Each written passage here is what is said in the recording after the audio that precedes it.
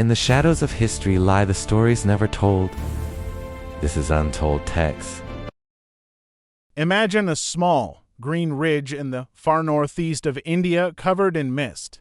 In April 1944, that ridge, Kohima, became the hinge. If it fell, Japan would pour into the plains of India, link up with bows. If it held, Japan's dream of conquering India would die. That is why, out of all 2,675 days of the Second World War, the 64 days on Kohima Ridge are remembered as the moment the Japanese Empire broke. The story begins in March 1944. Japan launched Operation U-Go.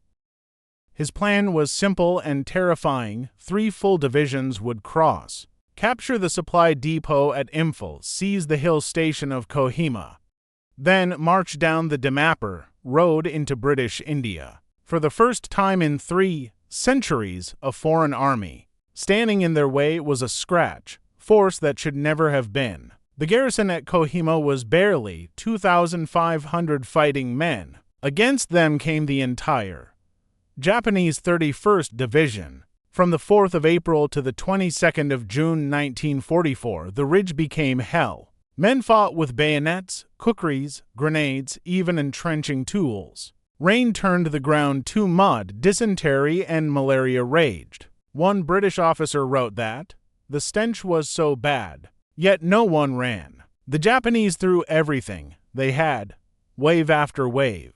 The defenders held because they knew there was nowhere to retreat. By early May, the Japanese were starving their supply lines. Men ate grass, roots, even leather from their equipment. The turning point came when 33 corps broke through from Dimapur.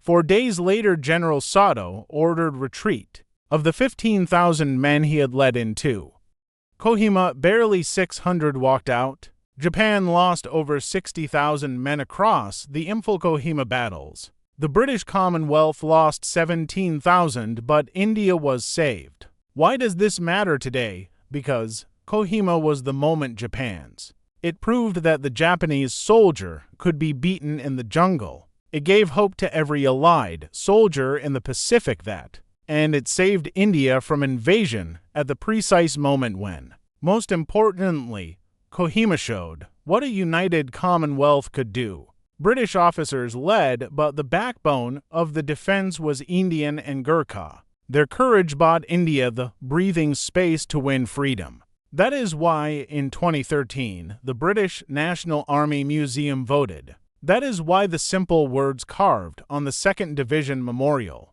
"When you go home, tell them of us and say, for your tomorrow, we gave our today." A few thousand tired, muddy, hungry men on a rain-soaked ridge. They changed the course of the war, saved a subcontinent.